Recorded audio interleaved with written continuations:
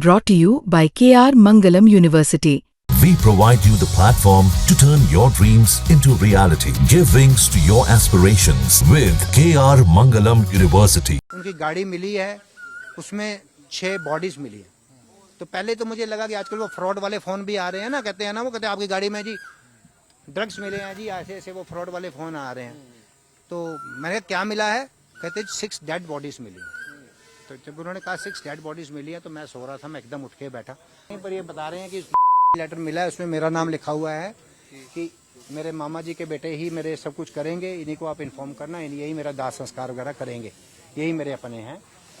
ऐसा लिखा है जो इन्होंने मुझे बताया। पुलिस वालों ने मुझे रात को 10:15 बजे से फोन कर रहे हैं। ये तो कहाँ रह रहे थे काफी टाइम से? मुझे नहीं मालूम, पर ये बता, मुझे इतना मालूम है कि मेरी 5 दिन पहले बात हुई, हम मनसा देवी मंदिर के पास कहीं रह रहे हैं किराए पे।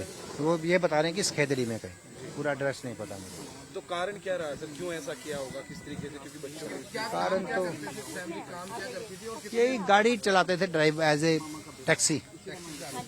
तो कितने मेंबर थे जो फैमिली में, कौन कौन था? यही 7 मेंबर, पूरी फैमिली है ये। मतलब प्रवीण मित्तल, उसकी वाइफ, उनके माँ बाप और 3 बच्चे, एक लड़का, 2 लड़कियां जुड़वा हैं उनकी। वो ये बड़ा शॉकिंग चीज है कि पहले उन्होंने बच्चों को है ये, अब क्या हुआ पता ही नहीं है। तो आप आइडिया लगा रहे हैं ना, पहले बच्चों को पिलाया है, जो भी हुआ है पता नहीं क्या किया है, किसमें मिला के दिया है, कैसे दिया है, क्या दिया है, ये तो भगवान ही जानता है जी। पर सुसाइड नोट में लिखा है कि हम तान से कर्ज को लेके इसके कारण हम। ये लिखा नहीं, मैंने नहीं पढ़ा सुसाइड नोट से। आपको क्या बताया पुलिस ने? क्या बताया? पुलिस ने तो यही बताया कि हमारे को जी उन्होंने लिखा है कि यही लिखा है कि एक तो हमारे बारे में लिखा, मेरे बारे में लिखा है, और दूसरा लिखा है कि मेरे ससुर जैसे भी हैं पर उन पे कोई भी एक्शन ना लिया जाए, बस यही लिखा कहते जी। तो नहीं, कारण नहीं लिखा कि क्यों हम ये ना, ऐसा कुछ नहीं लिखा। वो बताया नहीं, पुलिस ने नहीं बताया या बताया नहीं या लिखा नहीं, अब क्या जानते लिखवा। उनसे बातचीत करके ऐसा लग रहा है कि किससे भी वो टॉकिंग टर्म्स में नहीं थे, बातचीत नहीं कर रहे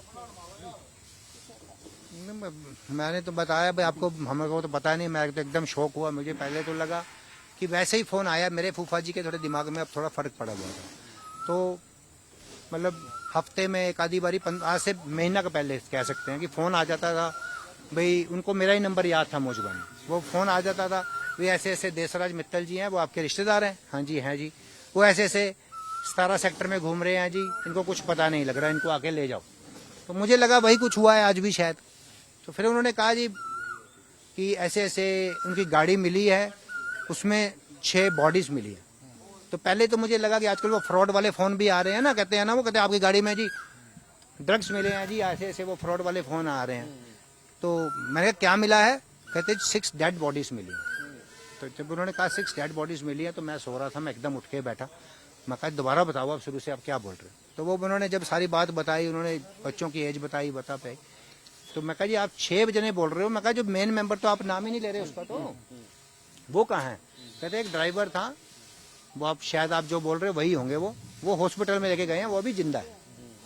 सर ये जैसे कि आप बता रहे हैं कि बातचीत आपसे होती थी, कहते थे काम नहीं है जी, वो नहीं है जी। अभी कितना कर्जा था? कितना कर्जा सर, कर्जा अब कुछ नहीं था। कर्जा तब तक होता है जब तक अपने पास कुछ है, देने को कुछ है। अब बैंक वालों ने भी जो प्रॉपर्टी मर्ज कर ली थी, सारी गाड़ियां थी, ये सब कुछ भी लेके नहीं गए। देहरादून आज से 10 साल पहले ये देहरादून गए थे, ये अपना फ्लैट, जिनके 2 फ्लैट थे वो भी खुला छोड़ के गए थे। एक गाड़ियां थी, जो भी सामान था ये वहीं, मिल थी इनकी, अपनी फैक्ट्री थी, मशीनरी थी, जो भी वहीं छोड़ के सब बिना कपड़ों के तक गए देहरादून, चुपचाप चले गए, किसी को भी नहीं पता। 6 साल बाद हमारे को एक दिन फोन आया कि भैया मैं प्रवीण बोल रहा हूँ, मैं अब देहरादून हूँ, मैं लुधियाना आ रहा हूँ। हम लुधियाना। सर ये धीरेन्द्र शास्त्री का नाम लिया जा रहा है कि उसके प्रोग्राम में आए थे, ये क्या? ये वही कह रहे हैं सर, आप लोगों ने, मीडिया ने मुझे बताया कि वो कह रहे हैं कि हम हनुमंत कथा सुन के आए थे। वो पुरानी बातें हैं सर, कर्जा 15-20 करोड़ रुपए का कर्जा था, वो बहुत पुरानी बातें हैं।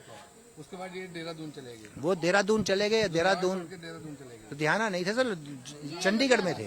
लुधियाना से तो हम हैं, ये चंडीगढ़ में थे। तो फिर ये मेरे मतलब पापा इनके मामा जी लगते हैं ना, तो पापा जी कहते हम मिलने आ रहे हैं आपसे। तो ये मिलने आए, 3-4 दिन हमारे पास रहे। तो फिर मैं भी देहरादून इनके पास मिल के आया था। वहाँ पे इनका चलो जो भी कर रहे थे, अपना खाना खा रहे थे, रोटी खा रहे थे। तो फिर ये कुछ 1.5 साल पहले खरड़ आ गए वापस। इनके ससुर, वो जो हमारे को बोलते थे, कहते यही लाए हैं हमारे को यहाँ पे।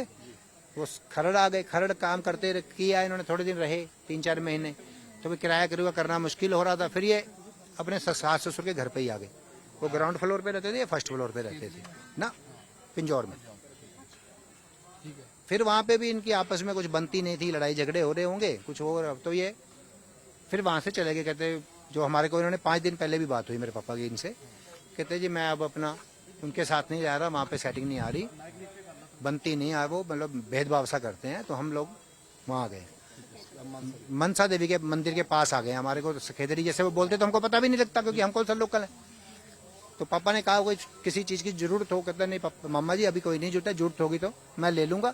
अभी थोड़े दिन पहले तो भैया ने भेजे हैं 50,000 रुपये। तो ये बात हुई है बस। उसके बाद बस ये बात साथ में हुई कि अब मेरे मम्मी पापा दोनों बीमार हैं, दोनों बेड पे हैं, तो अब कहीं बाहर नहीं निकल सकते वो। बस ये बात हुई है, ठीक हो गया। ये 10:15 बजे कल मेरे को फ़ोन आया ऐसे ऐसे कहते हुआ है, तो मेरे को तो एकदम ऐसे शौक लगा। फिर मैं पहले इनके हेड कांस्टेबल साहब थे जो, उनका फ़ोन आता रहा। फिर 12 बजे एसीपी साहब का फ़ोन आया। फिर चौकी इंचार्ज का आया, कहते सुबह सुबह आ जाओ आपको बॉडीज हैंड ओवर करनी है। तो फिर मैं सुबह 6 बजे उठ के आ गया। मैं 8 बजे पहुंचा यहाँ पे। तो फिर इन्होंने कहा जी आधार कार्ड वगैरह चाहिए। अब आधार कार्ड मिल गए हैं, वो लेने गए हैं, उसके बाद बॉडी पोस्टमार्टम होंगी, जो भी होगा।